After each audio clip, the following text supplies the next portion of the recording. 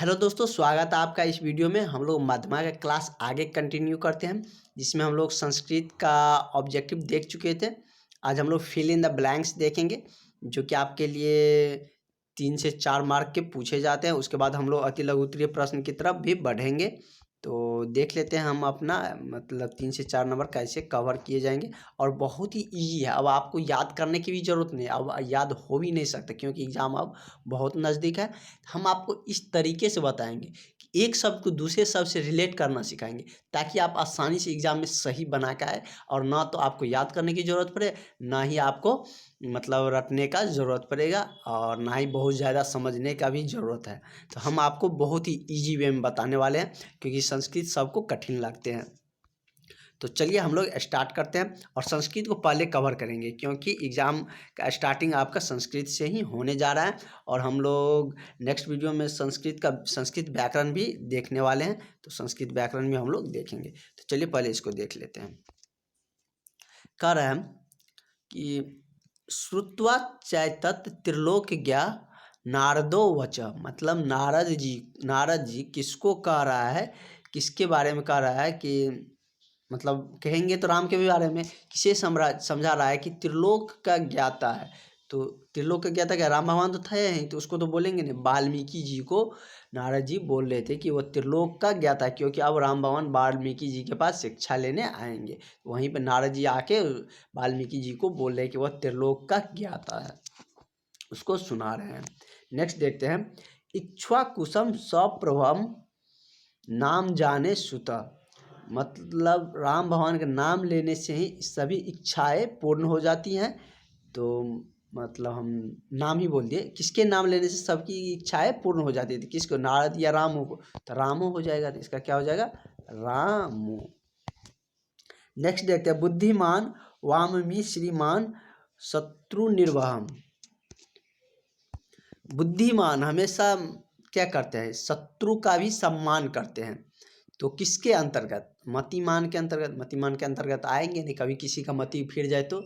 यह किसके अंतर्गत आता है, नीतिमान के अंतर्गत, क्योंकि उसके अंतर्गत सभी बंधे रहते हैं कि नहीं, हम शत्रु को भी सम्मान करना है, और युद्ध की समय सीमा इतना है, शाम का यदि नहीं है तो हमको शाम को युद्ध नहीं करना है। तो ये किसके अंतर्गत आते हैं, बुद्धिमान नीतिमान के अंतर्गत। नेक्स्ट देखते हैं हम लोग। कह रहा है अपने आप बन रहा है, मतलब एक शब्द को, किसी शब्द को ऐसे पकड़ना और पूरा पढ़िएगा तो अपने आप समझ में आ जाता है।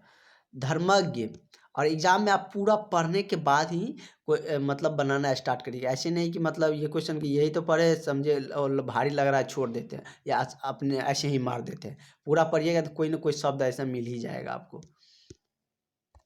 कह रहा है कि धर्मज्ञ सत्य संबंध च हिते रतम, मतलब धर्मज्ञ धर्म के पालन करने के लिए किसके हित में सत्य वचन बोलते थे, और किसके हित में काम करते थे, प्रजाजन या राजाजन।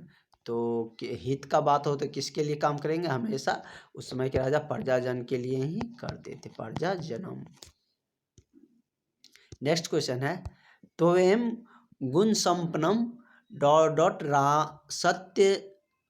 सत्यम रामायणम, कह रहा है कि त्वमेम गुण संपन्नम, कौन, त्वमेम मतलब होते हैं कि मतलब कौन, यानी कि गुण से संपन्न थे और सत्यवान थे, दशरथ या राम भगवान। तो अगर ज़्यादा बात करें तो राम भगवान ही है, तो इसके क्या हो जाएंगे, रामम हो जाएंगे। नेक्स्ट है कि 4 नंबर क्वेश्चन। सजगाद डॉट डॉट वीरे प्रतिज्ञा अनुपालनम, कह रहा है कि सारे जग को छोड़कर प्रतिज्ञा को पालन करने के लिए वीर कहाँ चले गए।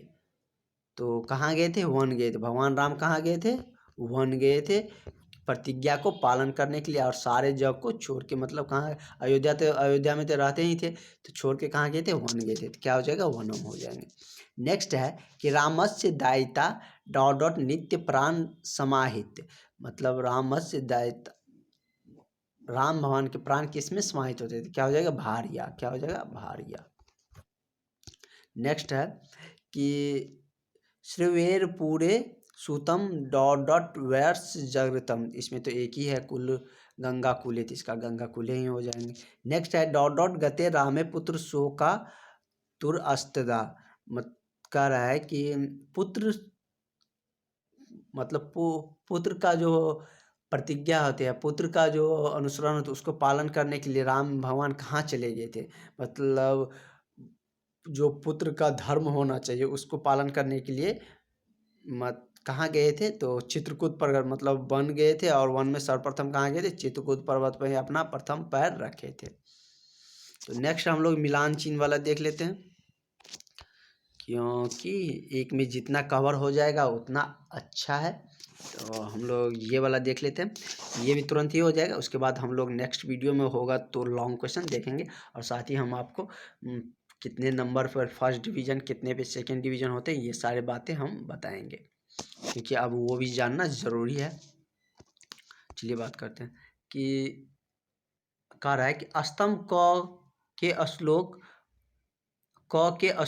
पद को पूर्ति स्तंभ ख में दिए गए उपयुक्त पदों से करें।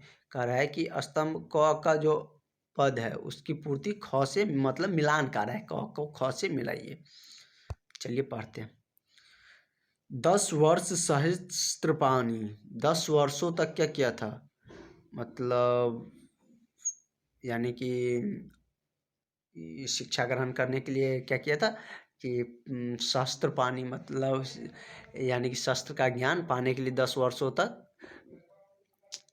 प्रतिज्ञा की, यानी कि कह सकते हैं कि अपना सारा समय दिया था 10 वर्षों तक। तो चलिए इसमें हम मिलाते, कहीं पे 10 वर्ष है, देखिए यहीं पे हमको दिख रहा है 10 वर्षम शतानि च, तो इसका ये मेरा हो जाएगा करेक्ट।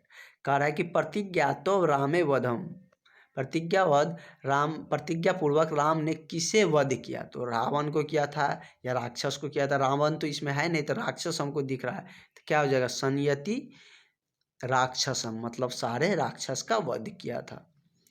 गृधम च निहतम दृष्ट्वा, मतलब किनके घर भगवान राम गए थे? हतम श्रुत्वा मैथिलियम, मिथिला गए थे, किसकी? सीता मैया के लिए। तो इसका मेरा ये हो गया, इसका ये हो गया, इसका ये हो गया। अब ये देखते चित्रकूट गते रामे, तो चित्रकूट पर्वत पर सर्वप्रथम गए थे राम भगवान, कितने? पुत्र शोक अनुश्रम, मतलब पुत्र का जो कर्तव्य होता है उसको पालन करने हेतु, मतलब चित्रकूट पर्वत पर गए थे, वनवास गए थे, तो सर्वप्रथम वह चित्रकूट पर्वत पर गए थे।